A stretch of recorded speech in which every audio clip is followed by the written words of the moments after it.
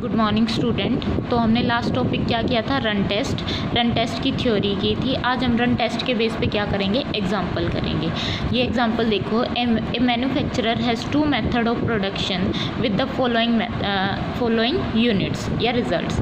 ये बोलता है कि एक मैन्युफैक्चरर है जिसके पास कितने हैं, 2 यूनिट हैं, किसके 2 मेथड हैं प्रोडक्शन के, और उन मेथड को यूज़ करके वो इतनी यूनिट्स क्या करता है, प्रोड्यूस करता है। तो ये मेथड फर्स्ट अगर अप्लाई करता है ये वाली यूनिट्स प्रोड्यूस करता है, और मेथड सेकंड अप्लाई करता है तो ये वाली यूनिट प्रोड्यूस करता है।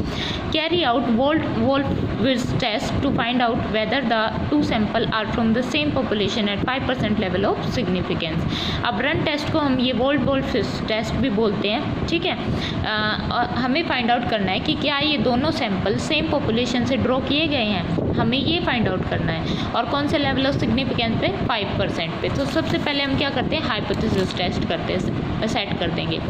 हमारी नल हाइपोथेसिस क्या सेट करेंगे कि 2 sample are from the same population, 2 samples are from same population. ये हमारी क्या हो जाएगी, नल हाइपोथेसिस। अल्टरनेटिव क्या हो जाएगी कि वो दोनों क्या नहीं है, 2 sample are not from same population, ठीक है। ये हमारी अल्टरनेटिव होगी। अब लेवल ऑफ सिग्निफिकेंस अल्फा क्या दिया हमारा, 5%, मतलब कि 0.05, ठीक है। अब देखो number of units, first method में कितनी यूनिट्स है हमारे पास, N1, मतलब कि N1 कितना है, यहाँ पे देखो काउंट करो, 1 2 3 4 5 6 7 8 9 10 11 12 13, मतलब N1 हमारी 13 है। अब N2 कितनी है, N2 हमारी 10 है, ठीक है। तो ये नंबर ऑफ यूनिट्स पता चल गई। मेथड फर्स्ट में कितनी है, 13, और मेथड सेकंड में कितनी है, 10 है। अब क्या करते हैं हम रन टेस्ट में, जब हमारे पास, हमने थ्योरी में पढ़ा था कि अगर हमारे पास 2 सैंपल गिवन है, एक x वाला एक y वाला, इन दोनों को क्या करते हैं, कंबाइन कर देते हैं, x1 x2 xn तक, y1 y2 yn तक, इस तरीके से, मतलब असेंडिंग ऑर्डर में कंबाइन कर देते हैं। अब क्या करेंगे, हमारे पास ये 2 सैंपल गिवन है, इनको असेंडिंग ऑर्डर में क्या कर देंगे, लिख देंगे, दोनों को कंबाइन करके। असेंडिंग ऑर्डर में जब अब हम इनको लिखेंगे, अरेंजिंग इन असेंडिंग ऑर्डर, तो देखो सबसे पहले क्या आएगा, 16, सबसे छोटा क्या है 16, फिर उसके बाद 16 के बाद 17, फिर देखो 17 के बाद हमारा क्या आएगा, 19, 19 कितने टाइम्स है, 2 टाइम्स दे रखा है, तो 19 2 टाइम्स। अब 19 के बाद देखो 21, 21 के बाद यहाँ पे देखो, 21 के बाद यहाँ पे भी है 21, ठीक है।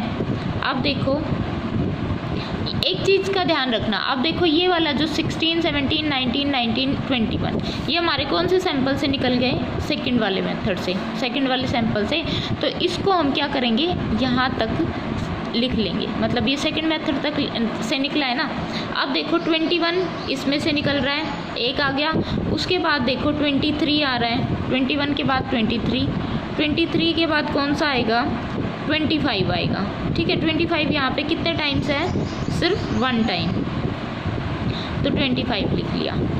अब ये इसका मतलब क्या है, ये दोनों, ये कहाँ से निकले हैं, फर्स्ट सैंपल से। तो ये रन बना रहे हैं हमारे सेकंड सैंपल से, फर्स्ट सैंपल से। अब इसके बाद देखो, अब देखो 25 हमारा सेकंड में भी है, और यहाँ पे 2 टाइम्स आया है, तो यहाँ पे हम 25 2 टाइम्स लिखेंगे, ठीक है।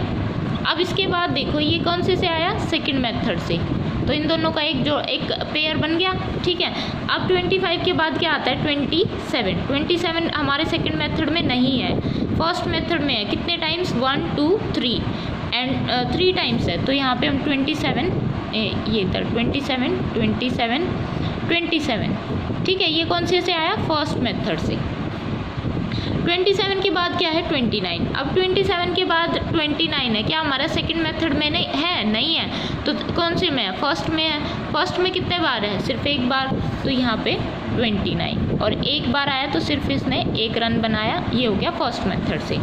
29 के बाद हमारी कौन सी नेक्स्ट वैल्यू आती है, 29 के बाद देखो 30 नहीं है, 32 31 32 33 ऐसा कुछ भी नहीं है, 35 है डायरेक्ट। तो 35 कितने टाइम्स है, 1 टाइम, तो यहाँ पे 35 आ जाएगा नेक्स्ट हमारा, ठीक है, और कौन से मेथड से, फर्स्ट मेथड से। हम ये साथ साथ लिखते रहेंगे ये कौन कौन से मेथड से आ रहे हैं ये यूनिट्स, ठीक है।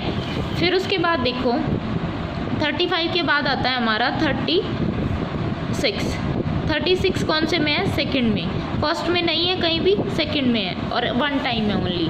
तो 36 कौन से वाले से, सेकंड वाले से। 36 आ गया। 36 के बाद देखो कौन सा आता है, 36 के बाद 37 आता है जो कि फर्स्ट वाले से आता है और कितने times, 2 times.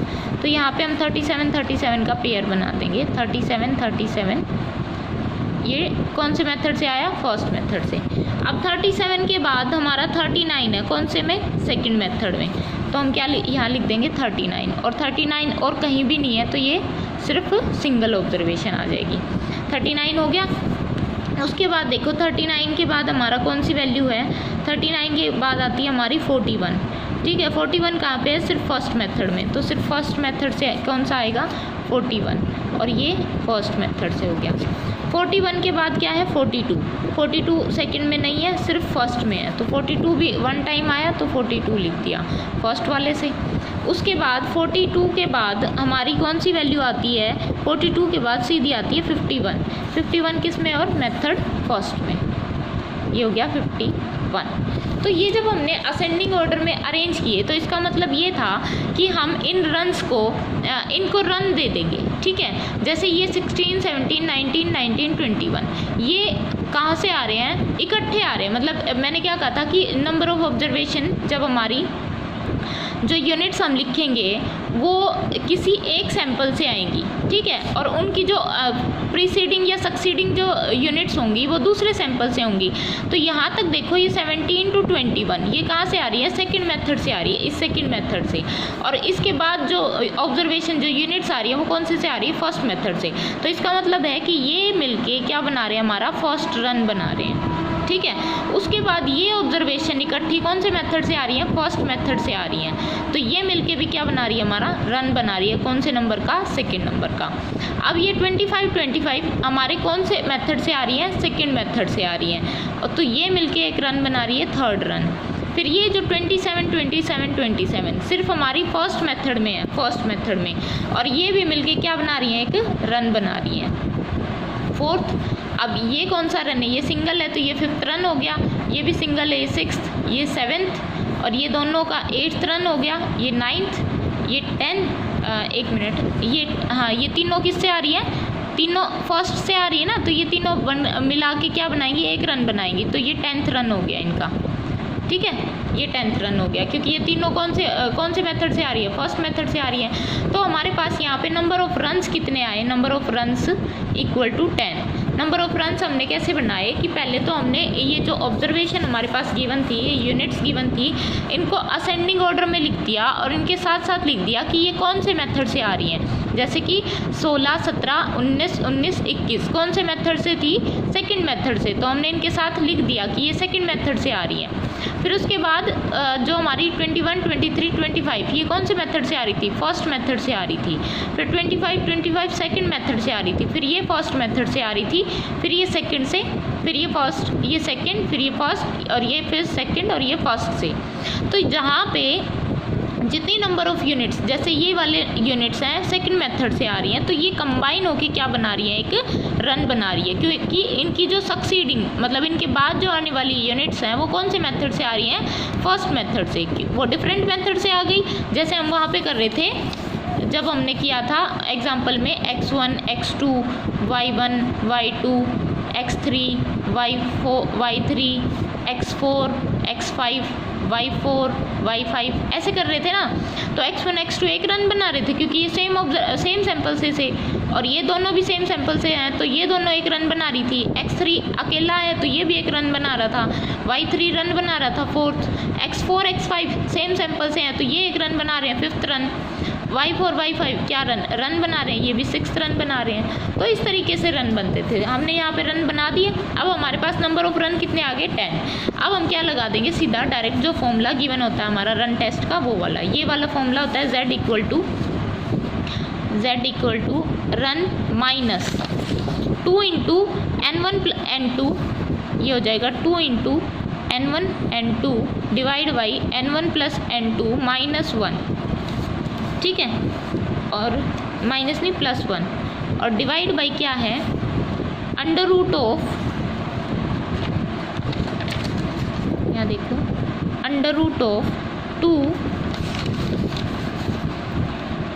Of 2 n1 n2 divide by n1 plus n2 का whole square into 2n1 n2, ये 2 इसी के साथ है, 2 into n1 n2 minus n1 n2 divide by n1 plus n2 minus 1।